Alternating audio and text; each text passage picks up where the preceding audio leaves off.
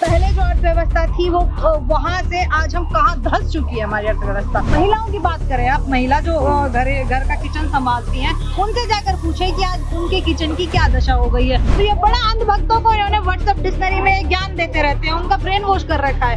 आने वाले दिनों में अगर यही हाल रहा तो हम पाकिस्तान से बुरा हाल होना हमारा तय। जो देश का माहौल है, इसमें कोई भी बेटी जो घर से बाहर निकल के, चाहे वो पढ़ने वाली हो, चाहे वो जॉब करने वाली हो, चाहे किसी अलग फील्ड में हो, किसी भी वर्ग में आज बेटी बिल्कुल भी खुद को सुरक्षित महसूस नहीं करती है। गांधी परिवार के अलावा किस मुद्दे पे बोलती है? आज तक आपने उनका महंगाई पे बोलते हुए सुना? तो बावजूद स्मृति ईरानी ने मणिपुर का माँ तक नहीं बोला।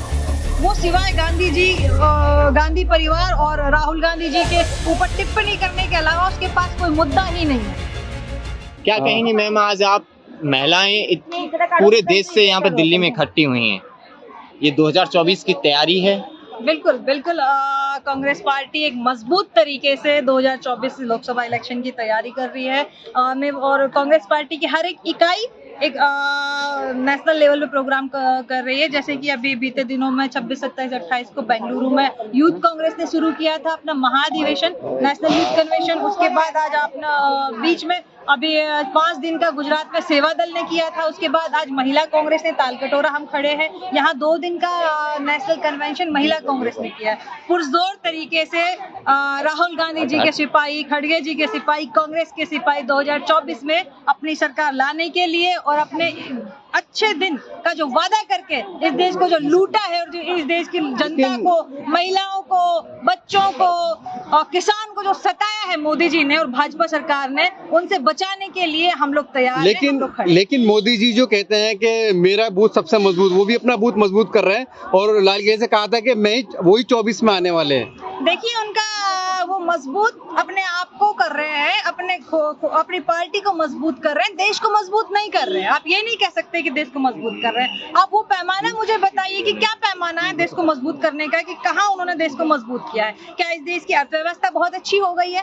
पहले जो अर्थव्यवस्था थी वो वहाँ से आज हम कहाँ धंस चुकी है हमारी अर्थव्यवस्था। जो लघु उस पे स्मॉल स्केल के बिजनेस करते हैं जो लोग, उनकी क्या सिचुएशन है आज देश में, आप ये देखिए। आप मंडी जा करके देखिए, आप किसानों से जा करके मिलिए, उनका क्या हाल है। आप छात्रों से जा करके देखिए, इस देश की बेटियों से जा करके देखिए, उनका क्या हाल है। हर वर्ग, आप किसी भी वर्ग से, महिलाओं की बात करें आप, महिला जो घर का किचन संभालती हैं, उनसे जाकर पूछे कि आज उनके किचन की क्या दशा हो गई है। आज किचन में टमाटर गायब है, आज रसोई में टमाटर, मुझे खुद नहीं पता है कि मुझे 1 महीना, 1.5 महीना, 2 महीना मैंने कब से टमाटर नहीं खाया। मैं सच बता रही हूँ आपको, मुझे खुद टमाटर का टेस्ट किए हुए इतने दिन हो गए हैं कि टमाटर का टेस्ट कैसा होता है मैं भूल गई। लेकिन ये हालत है। महंगाई पे बात करते हुए प्रधानमंत्री कहा था कि ये बाहर से इम्पोर्ट हो, ये विश्व में जो महंगाई चल रही है। अच्छा, वो महंगाई क्या इंडिया में ही है? आप ये देखिए कि हम जो छोटे छोटे से देशों के बराबर आज हम आके खड़े हो गए हैं, जो देश कहीं हमारे बराबर नहीं दिखाई दे रहा। यही दिन रहे ना, तो ये बड़ा अंधभक्तों को इन्होंने व्हाट्सएप डिक्शनरी में ज्ञान देते रहते हैं, उनका ब्रेन वॉश कर रखा है कि जब महंगाई की बात करते हैं तो अंधभक्त कहते हैं कि पाकिस्तान जाके देखिए, वहाँ तो इतने रुपए किलो आटा है, वहाँ तो इतने रुपए किलो टमाटर है। अरे मतलब इतने आज हमारे इतने अच्छे दिन आ गए कि हम पाकिस्तान से कंपेयर करें कि वहाँ कितने रुपए किलो आटा है, वहाँ टमाटर कितने रुपए किलो है। तो क्या इसीलिए यही अच्छे दिन देखने के लिए मोदी जी ने वोट लिया था कि पाकिस्तान से अच्छे दिन देखने के लिए हम मोदी जी को वोट दे रहे हैं? आने वाले दिनों में अगर यही हाल रहा तो हम पाकिस्तान से बुरा हाल होना हमारा तय है। मैम, आप एक महिला हैं और जिस तरह से घटनाएं हो रही देश के अंदर, तो आप अपने आप को कैसा महसूस करती हैं? कि आपने आपको सुरक्षित महसूस कर रही है? बिल्कुल भी आज के जो देश का माहौल है, इसमें कोई भी बेटी जो घर से बाहर निकल के, चाहे वो पढ़ने वाली हो, चाहे वो जॉब करने वाली हो, चाहे किसी अलग फील्ड में हो, किसी भी वर्ग में आज बेटी बिल्कुल भी खुद को सुरक्षित महसूस नहीं करती है, अपने आप को असुरक्षित महसूस करती है। और कहीं ना कहीं हर बेटी के दिल में ये डर होता है घर से निकलने के बाद कि कहीं आज उसके साथ कोई ऐसी अनहोनी ना हो जाए। और जो बीते दिनों में जो मणिपुर में हुआ है ना, वो तो मुझे नहीं लगता कि आजाद भारत में इससे पहले कभी इस तरह की घटनाएं हुई होंगी। हाँ, रेप होते हैं, बहुत सारी रेप की घटनाएं आती हैं, लेकिन इस तरह की घटनाएं कि एक पूरा समूह, बेड़ियों का पूरा समूह पूरा चलते हुए उनके प्राइवेट पार्ट्स को नोच रहा है, उनको हाथ लगा रहा है प्राइवेट पार्ट्स पे, इस तरह की घटना मुझे नहीं लगती कि पूरे आजाद भारत में कभी हुई। मैम, स्मृति ईरानी फ्लैंक किस पे बोलती हैं, लेकिन मणिपुर की घटनाओं को इतना काहे दबाया जा रहा है? वो राहुल गांधी जी के अलावा बोलती कहाँ है? वो गांधी परिवार के अलावा किस मुद्दे पे बोलती है? आज तक आपने उनका महंगाई पे बोलते हुए सुना? पहले तो वो बड़ा चिल्ला चिल्ला के और दहाड़े मार मार के रोड पे आ जाती थी सिलेंडर लेकर करके। ये हाल हुआ कि आज जब महंगाई का शब्द किसी के दिमाग में आता है ना, तो उसके दिमाग में एक ही पिक्चर आती है स्मृति ईरानी की। आज वो महंगाई पर बोलने के लिए तैयार नहीं है, महिलाओं के लिए बोलने के लिए तैयार नहीं है। यौन उत्पीड़न में अभी चाहे वो हमारे पहलवान बेटियों की बात हो, चाहे वो मणिपुर की बात हो, मणिपुर का माँ तक नहीं बोला, प्रधानमंत्री नहीं बोले, लेकिन एक औरत ऐसे मुद्दे पे कैसे चुप हो सकती है? इतनी संगीन, इतनी अप्रिय घटना, दिल दहलाने वाली घटना थी कि कोई भी औरत अंदर से एकदम उसका मन घटोच उठे और बिल्कुल मतलब टूट जाए। उसके बावजूद स्मृति ईरानी ने मणिपुर का माँ तक नहीं बोला। वो सिवाय गांधी परिवार और राहुल गांधी जी के ऊपर टिप्पणी करने के अलावा उसके पास कोई मुद्दा ही नहीं है। शर्म आनी चाहिए कि वो महिला बाल विकास मंत्री है, उसके बावजूद वो पिछले इतने सालों में उसने एक भी मुद्दा महिलाओं से को लेकर के नहीं उठाया।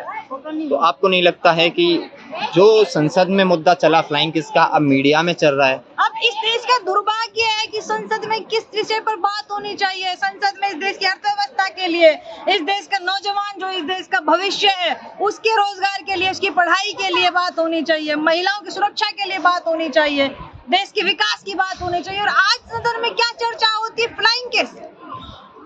ये चीजें आज इस देश के सदन में कई दिन तक और पूरे मीडिया पर सदन में ये चीजें क्या ये मुद्दे हैं?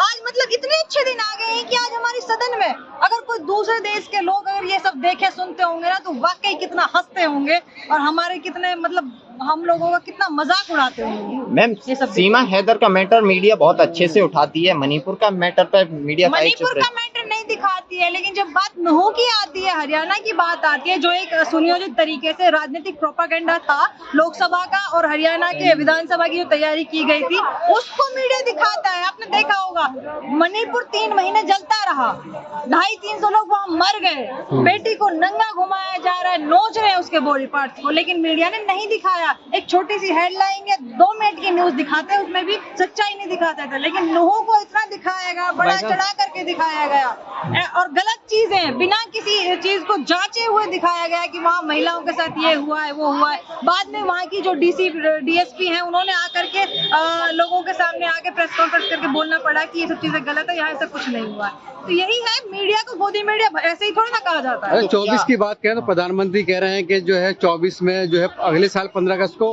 फिर से झंडा लहराएंगे 15 अगस्त पे लाल किले से। नहीं, आपको क्या लगता है? लाल किले पे नहीं, झंडा तो फहराएंगे, अपने घर की छत पे फहराएंगे, या फिर जिस प्रकार पूर्व प्रधानमंत्रियों को बुलाया जाता है, इन्वाइट किया जाता है, आकर के बैठेंगे, राहुल गांधी जी को झंडा फहराते हुए देखेंगे और खुद नीचे बैठेंगे। आपकी कांग्रेस की कितनी तैयारी है 24 के लिए? बिल्कुल तैयारी है, मेरी बहनें खड़ी, आप इनसे पूछिए, तैयारी करने के लिए ये प्रोग्राम हुआ है।